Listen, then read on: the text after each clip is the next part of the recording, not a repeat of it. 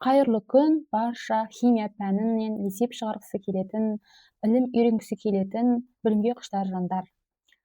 Ең алдымен ниетімізді туралап, жаңалап, осы білім сіздерге пайдалы болсын деп, және де қайырлы білім болсын сіздерге, мен сіздерге барынша пайдалы болуға тырысамын. Бір Аллаға сыйынып, бисмилля деп сабағымызды бастайық. Бүгінгі тақырып ерітінділердің концентрациясын табу. Яғни ерітінділердің массалық үлесі бойынша біздер есептер шығаратын боламыз. Ең алдымен біз концентрация ұғымына тоқталатын болсақ, концентрация белгілі бір заттың мөлшері. Мысалға, суға біз алдыңғы тақырыпта айтқан болатынбыз да, ерітінді жаңағы судан, еріткіштен және еріген заттан тұрады деп.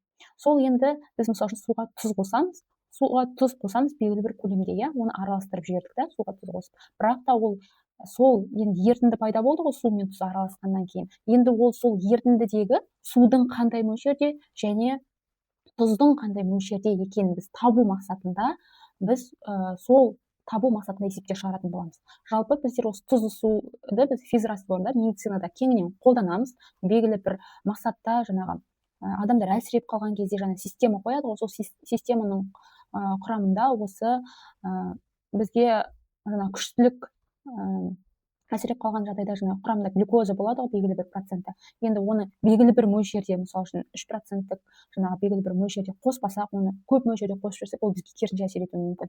Сол үшін де соны білу мақсатында біз ерітінділердің массалық үлесін табуымыз керек.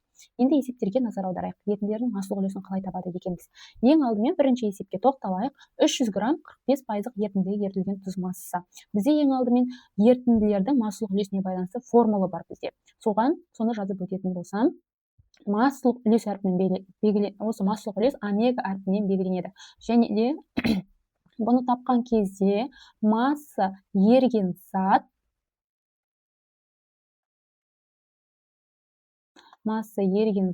бөлінген масса ерітінді көбейтілген 100%. Осы формуламен табамыз. Ал енді мына жерде масса еріген затты қалай табамыз? Масса еріген зат деп тұр ғой. Осыны қалай табамыз десек, мына массалық үлеспен ерітіндіні көбейтеміз, 100-ге бөлеміз. Тауып көрейік, қазір формула шығарамыз. Масса еріген затты тапқан кезде массалық үлеспен масса ерітінді көбейтіп, 100-ге не істейміз? Бөлеміз. Еріген затты осылай табады екенбіз. Ал енді мына ерітіндіні табу керек болса, астында тұрғанда масса ерітінді тапқан кезде масса еріген затымыз тұра береді. Қысқартып жазып жатырмын. Масса еріген зат, сосын массалық үлес астына түседі. Мына массалық үлес астына түседі. Мына масса еріген зат 100%-іміз осылай көбейтіледі. Осы үш формуланы қазір біз есепке шығаруда кеңінен қолданамыз. Енді бірінші есептен айттым. Бізде ерітіндіміз 300 грамм ерітінді белгілі. Енді бізде масса еріген затты табу керек болады. Бірінші есеп, осылай бір деп жазып қояйын. Мына жерде масса еріген затты табу керек болып тұр бізге. Өйткені бізде массалық үлесіміз бар. Мына формулаға қоямыз ғой. Мына формулаға қоямыз. Осы формулаға қойып біз табамыз. Өйткені массалық үлесіміз бізде неше дейді? 45% дейді. Оны көбейтеміз. Масса ерітіндіміз 300 грамм, 300 грамм. И 100-ге бөлеміз. Сол кезде мына жерде қысқартып жібереміз, сонда 45-ті 3-ге бөлгенде 120-135 грамм шығады. Оп-оңай осылай етіп шығарамыз. Енді екінші есепке келетін болсақ, 240 грамм 20% ерітіндіге 20 грамм тұз қосылды дейді. Ерітіндіге еріген заттың массалық үлесі қалай өзгерді дейді. Бізде мынадай бір тағы да бір формула, яғни формуламен жалпы масса ерітінді дейді. Масса ерітінді білуіміз керек. Масса еріген заттан и масса еріткіштің қосындысына тең. Еріткіш деген су болуы мүмкін, көбінесе біз су ретінде кездеседі, сұйық ретінде. Енді қараңдар, мына жерде 20 грамм тұз дейді, сосын 240 грамм ерітінді. 240 грамм бізде мына жерде ерітіндіні тауып алсақ дейді, 20 граммен 240 граммды қосып масса ерітіндіні тауып алуға болады. Жалпы ерітіндіні 240-қа нені қосам дедім? 20-ны қосам дедім. Нәтижесінде 260 грамм бізде не шықты? Ерітіндіміз шықты. Сосын бізде мына жерде еріген затымыз белгісіз, бірақ мына формула арқылы біз нені таба аламыз? Еріген затты таба аламыз. Масса еріген затты. Не істейміз ол үшін? Мына 240-ты 20-ға көбейтіп 100-ге бөлеміз. Тап, мына жерде не істедік біз? 300-ді 45-ге көбейтіп 100-ге бөлдік қой. Тап солай етіп шығарып аламыз. 240-ты көбейтеміз 20-ға, бөлеміз 100-ге. Мына жерге 5-тен қысқарып кетеді. Нәтижесінде 240-тың ішінде 4 рет бар. 40-тың ішінде 8 рет бар да, 48 грамм шықты. Енді бізде қараңдар, мына жерде 20 грамм тұз деп тұр ғой. 20 грамм тұзымыз не болады? 48-ге қосылады. Бізде общий еріген заттың қосындысын тауып алуымыз керек. Сонда еріген затты тапқанда, жалпы еріген затты тапқанда неге қосамыз? 48-ді 20-ға қосамыз. Сонда неше грамм болады? 68 грамм. Енді бұл жаңағы жалпы еріген заттың массасы, бізде жалпы ерітіндінің массасы міне 260 грамм шықты. Енді бізде мына формулаға қойып шығара аламыз ба? Еріген затымыз жалпы белгілі, ерітіндіміз белгілі, 100-ге көбейтіп массалық үлесті табуға болады, Тап осылай етіп тауып көреген. Массалық үлесті қоямыз. 68-ді неге бөлеміз? 260-ға бөліп 100-ге көбейтеміз. Нәтижесінде бізде тұздың жаңағы массалық үлесін табуға болады. 68-ді 260-ға бөліп көбейтеміз 100-ге. Неше шығады екен? 26% массалық үлес шығады екен. Тап осылай етіп сендерге қатысты формулалар беріледі. Осыны түсіне отырып шығаратын боласыңдар. Келесі мынадай есептер бар екен. 200 грамм 15% ерітінді дайындау үшін қанша тұз және қанша су керек дейді. Бізде мына жерде ерітіндіміз және де массалық үлес белгілі. Енді масса еріген заттың формуласын тауып алуымыз керек.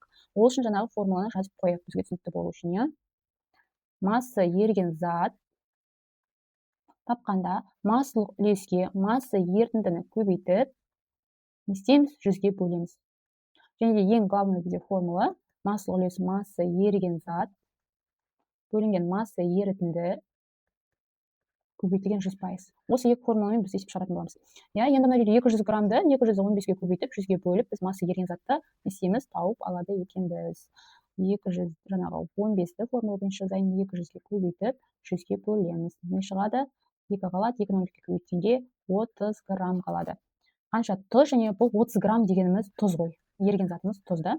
Ал енді бізде суды да табу керек. Суды табу керек. Бізде ерітіндіміз белгілі. Ерітіндіміз неше деп тұр? 200 деп тұр, ерітіндіміз.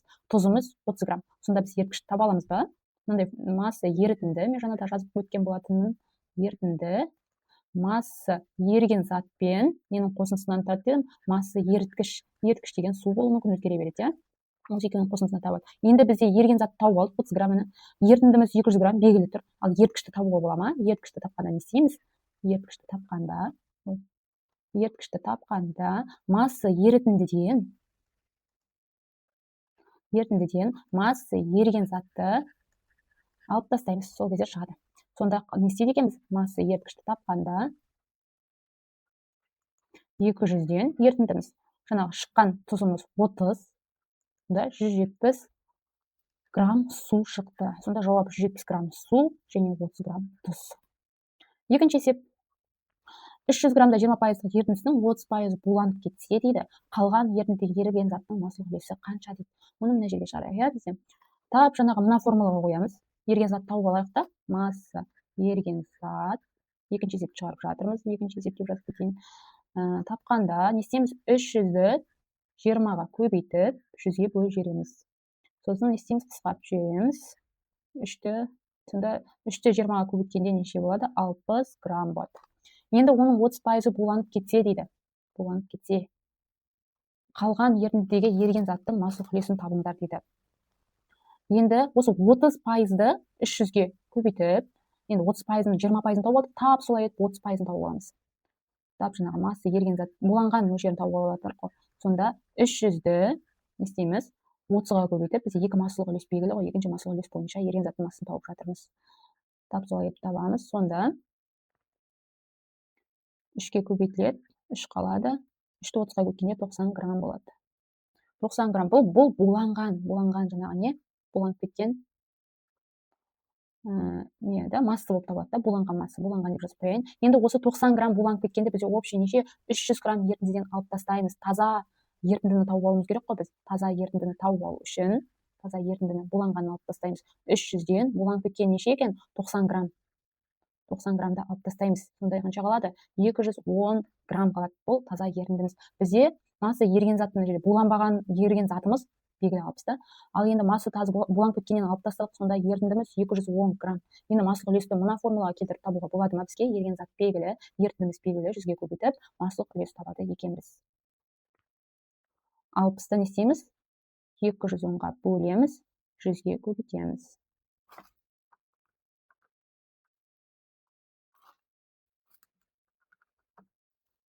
Сонда 28% шығады екен. Осылай, енді келесі есепті келесі бетке шығарайық та, мына жақта бізде орын қалмады. Үшінші есеп дейді, 120 грамм 10% натрий екесі 4, яғни натрий сульфаты ерітіндісіне сол заттың 200 грамм 4% ерітіндісін қосқанда алынған натрий сульфатының массалық үлесін есептеңдер дейді. Енді не істейміз? Бірінші масса еріген заттың формуласын жазып қояйық. Массалық үлес, масса ерітінді көбейтілген 100%. Сосын массалық үлесінің формуласын жазып қояйық. Масса еріген зат түсініксіз болып қалмас үшін жаңадан шығарып жатқандар болса, оларға ең алдымен қарап отыру керек болады, иә, көзбен біз жаттай береміз. Енді масса еріген затты тауып алуымыз керек, тап жаңағыдай етіп та. Масса еріген затты не істейміз? 120-ны не істейміз? 10-ға көбейтеміз, 100-ге бөлеміз. Бұл кезде мынаның бір нөлі қысқарады, 12 грамм таза затымыз, иә. Сол заттың екінші затымыз бар екен еще. 200 граммда 4%. Мынаны негізінен стакан әдісі бойынша да шығаруға болады, солай ыңғайлы, бірақ осы әдіспен де шығарып көрсетемін қазір, иә. Екінші затымыз 200 грамм 4% дейді. Бұл масса біріміз. Енді масса екіміз, біріміз түсініксіз қалыпты. Екінші еріген затты тауып алайық. Не істейміз? Тап жаңағыдай етеміз, 200-ді 4-ге көбейтіп 100-ге бөліп жібереміз. Сонда мына жерде неше болады? 2 қалады, 8 қалады, 8 грамм. Енді масса ерітінділерді қосып жіберуге болады мына жерде. Масса ерітінді мынамыз 120 грамм и 200 грамм. Сонда масса ерітіндіміз шығады бізде, жалпы масса ерітіндіміз. 120 граммға нені қосамыз дедім? 200 граммды қосамыз дедім. Сол кезде 320 грамм шықты, иә. Енді мына жерде қараңдар, 12, 8 деген 2 масса еріген затымыз белгілі, екеуін қосып жіберуге болады ма? Екеуін қосқанда неше шығады? 20 грамм шығады. Бізде міне жалпы еріген затымыз белгілі, мынау еріген зат. Сосын жалпы ерітіндіміз белгілі, 320, 120-ны 200-ге қосып алдық. Енді мына формулаға қойып біз массалық үлесін таба аламыз ба? 20-ны не істейміз? 20-ны 320-ға бөліп, не істейміз? 100-ге көбейтеміз, иә.